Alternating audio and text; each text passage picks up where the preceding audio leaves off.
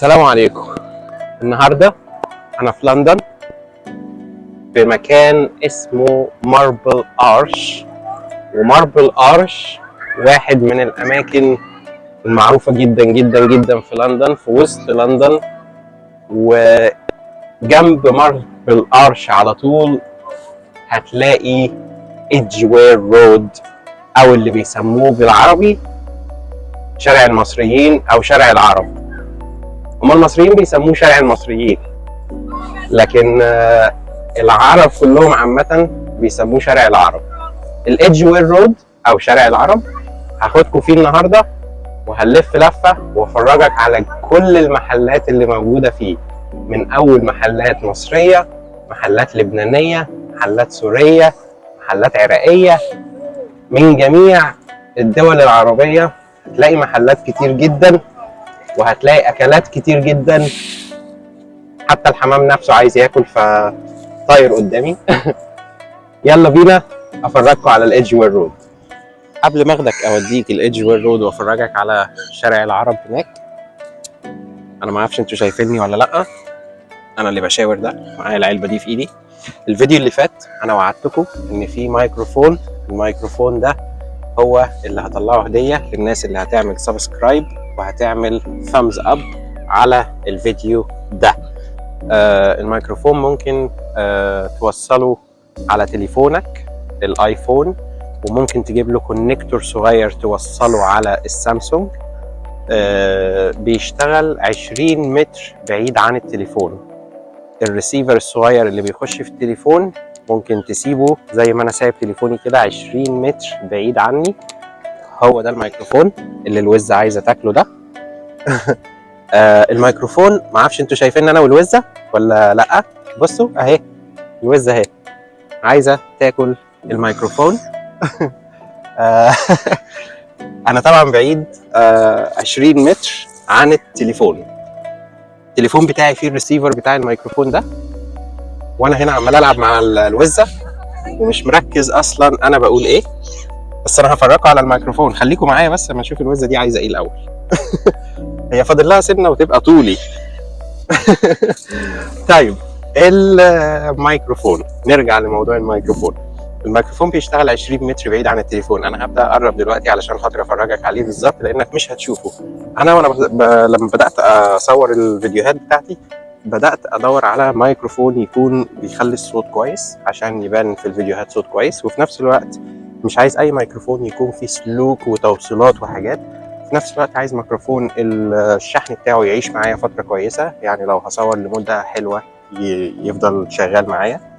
وفي نفس الوقت عايز برضو الميكروفون يكون فيه النويز ريدكشن، علشان خاطر لو انا بصور في مكان فيه دوشه كتيره اقدر ان انا اقلل النويز اللي حواليا ديت. فعلشان كده لقيت الميكروفون ده اللي هو منتج من منتجات امازون. في شركه تانية هي اللي بتعمله لامازون بالمواصفات اللي انا قلت لك عليها ديت. زي ما انت شفتني واقف هناك بلعب مع الوزه، والحمام كله جاي حواليا دلوقتي، ما اعرفش ليه. بس تقريبا هم عايزين الميكروفون، بس انا مش هديهولهم الميكروفون دوت علشان الناس اللي هتعمل سبسكرايب وهتعمل ثامز اب على الفيديو ده، مش للحمام اللي ورايا خالص. الميكروفون ده عشان السحب اللي هعمله على الشخص اللي هيعمل سبسكرايب وهيعمل ثامز اب على الفيديو ده. هيوصلك الميكروفون ايا كان مكانك في العالم في خلال اسبوع او 10 ايام بالكتير. السحب ان شاء الله هعمله بعد اسبوع من النهارده.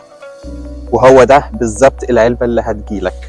ده حجم الميكروفون، بتشحنه بالظبط من 30 دقيقه ل 40 دقيقه، بيشتغل معاك 4 ساعات. بيجيلك منه 2، واحد هنا وواحد هنا، شايفينه؟ هو الصغنطط ده علشان لو انت بتصور مع حد تاني ممكن هو يستخدم واحد وانت تستخدم واحد، او ان لو انت عايز تشغل الاتنين مع بعض برضو تشغلهم، او ان انت تشغل واحد ولما البطارية بتاعته تفضل بعد 4 ساعات ممكن تشغل التاني يبقى معاك 8 ساعات. العلبة دي كلها على بعضها بيجيلك جواها الكيس الصغيرة دي اللي فيها كل حاجة. الريسيفر بتاع التليفون نفسه بيخش في التليفون، بيستقبل من الميكروفون ده مش محتاج شحن الريسيفر اللي بيتحط في التليفون، لانه بياخد الشحن بتاعه من التليفون نفسه. ولو تليفونك نفسه بيشحن بتوصل الشحن بتاعك للريسيفر، والريسيفر بيشحن تليفونك وانت بتصور عادي علشان ما توقفش. هو ده اللي هيوصلك، وهو ده اللي انا حبيت اوريه لكم قبل ما نروح الايدجوير رود، وقبل ما الحمام والحاجات اللي ورايا دي يجوا ياخدوها. مش هديها لهم، دي عشانكم انتوا. يلا بينا على الايدجوير رود نروح نشوف الدنيا فيها ايه هناك.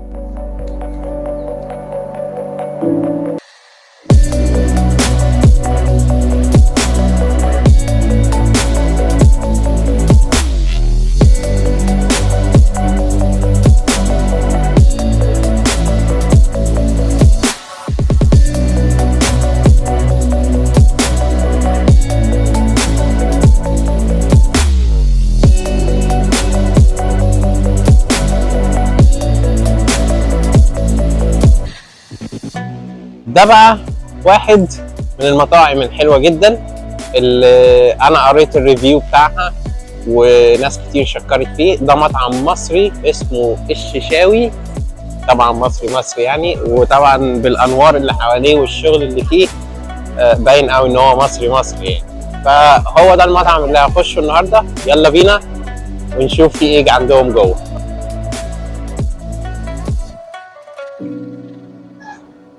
طيب انا هنا مع محمد من البحيره من مصر. حبيبي شرف اهو. قلت لكم ان الشيشاوي مصري، ادي اول واحد قابلناه على طول اول ما دخلنا. حبيبي على الطرف. محمد هيدخلنا جوه وهيظبطنا في كل حاجه. بص بقى الاكل المصري بقى. عندنا جماعه انواع الاكلات المصريه اهو. حتى الكشري هنا موجود عندنا برضه. محمد بيقول لكم حتى ملوخيه وكشري وكل حاجه موجوده. وبص بقى دي اللي انا اساسا مفتقدها في مصر، يعني المنظر ده موجود في مصر انا ما شفتوش من 15 سنه. الشيشاوي هنا في ايدجوير رود نمبر 1. في ايدجوير رود الشيشاوي رقم 1. جميع انواع الاكل هنا وحاجه وده اللي انا كنت جاي اساسا وعامل حسابي ان احنا هنخشه عشان خاطر اللي سمعته عنه. اقعد في اي حته.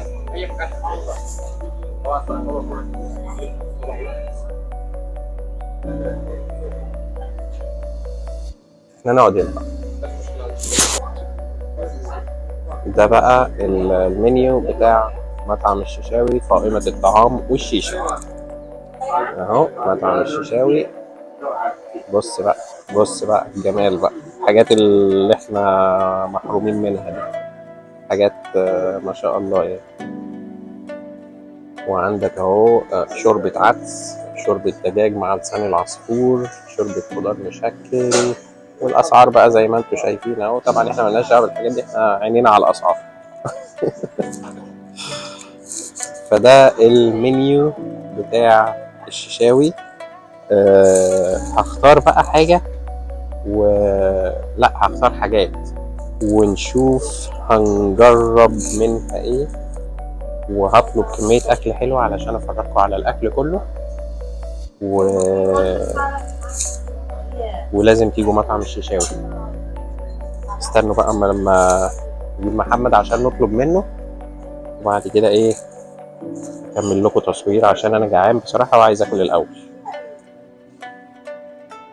انا بدات بشوربه العدس ماشي، عشان ايه وحشاني ومن زمان ما جربناهاش، وبقالنا سنين جدا ما دقناهاش. فنقول بسم الله الرحمن الرحيم. اول حاجه هي شوربه عدس. والله هي اللي انا فاكرها بتاعت مصر.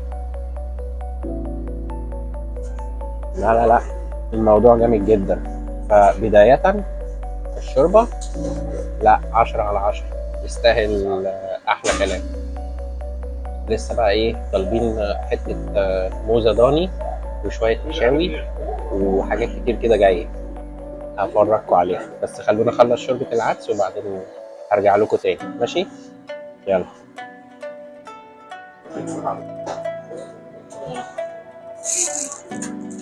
طيب هو طبعا انا مش هاكل كل ده، بس هنجرب يعني. انا ده كله طبق مشاوي، فراخ مشوية ولحمة مشوية وكباب وكل حاجة. ده كباب فراخ لحمة، وفي حاجة زيادة هنا مش عارف هي ايه دي، بس اوكي. وكل ده مع الرز والسلطة دي.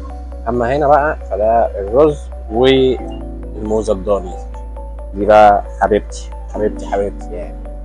فهنجرب بقى ايه، حتة كده من الموزة الضاني دي.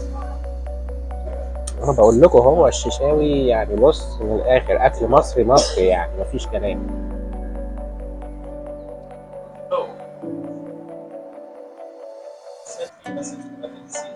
دي جامده جدا. ومعلش يعني الناس اللي هتبدا تجوع ونفسهم ياكلوا يعني ما عايز اقول لك اتفضل، بس معلش برضو يعني غصب عني نجرب اللحمه دي عشان لا دي هايله جدا. بصوا انا هخلص اكل وبعدين هوريكم حالتي شكلها ايه مع شوربه العدس دي اللي انا لسه ما خلصتهاش. اخلص اكل واوريكم حالتي، مش حالتي النفسيه، لا حالتي الصحيه هتبقى شكلها ايه. بس اتفضلوا معانا كده وكده يعني. اشوفكم بعد ما اخلص اكل، اكلمكم تاني. سوبر ماركت المصطفى او في وسط الايدج وير رود يعني. بص سوبر ماركت مصري مصري بقى، حاطين لك فرشين بره هم يعني. بص اهو خيار وخس فلفل وليمون وتوم وبصل وكل حاجه. وبعدين الحاجه الحلوه بقى اللي هنا، بص عاملين لك ايه بقى، التين الحلو الجميل اهو. شويه التين دول اهو في العلبه دي كده ب5 جنيه، 5 جنيه استرليني اللي هي 150 جنيه مصري. شويه التين دول ب 150 جنيه مصري. ويقول لك في مصر العيشه غاليه. طب تعالى هنا بقى تعالى بقى وشوف هتعمل ايه. ده برضو مطعم تاني اسمه البستان، برضو مطعم لبناني.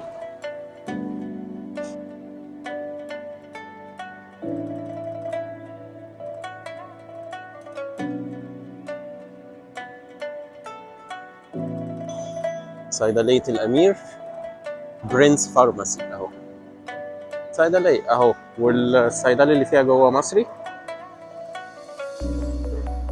مطعم اسمه الأرز، ده مطعم لبناني أو سوري، لا لبناني، لبنيز كوزين.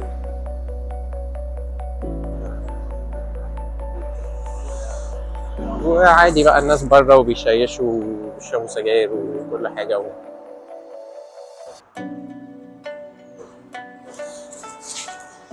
شفت انت الشاورما دي بقى، الشاورما واحدة فراخ وواحدة لحمة اهي.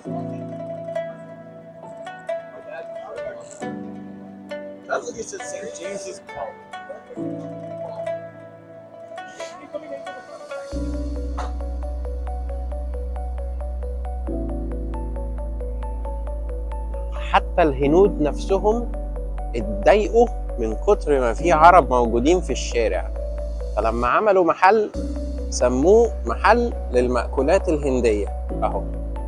هو اسمه محل يعني، هم اساسا كلمة محل عندهم في الهند كلمة معروفة يعني، وكتبوها بالعربي اهي علشان اساسا الهنود نفسهم اتضايقوا من كتر العرب اللي موجودين، فقال لك احنا كمان نكتب عربي عشان نبان يعني.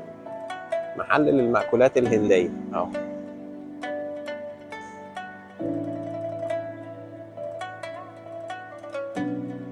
وهو ده كل ده شارع الإدجوير رود. ناس كتير جدا دلوقتي موجودة في لندن بسبب الكريسماس وبسبب الاحتفالات اللي بتحصل ومعظم الناس اللي بيجوا من دول عربية بره، سواء كانوا من دبي، من الكويت، من اي حتة، حتى من مصر كمان، بيجوا يقضوا هنا الاربع اسابيع بتوع شهر 12 دول كلهم، علشان خاطر يشوفوا كل حاجة في الكريسماس وفي النيو يير.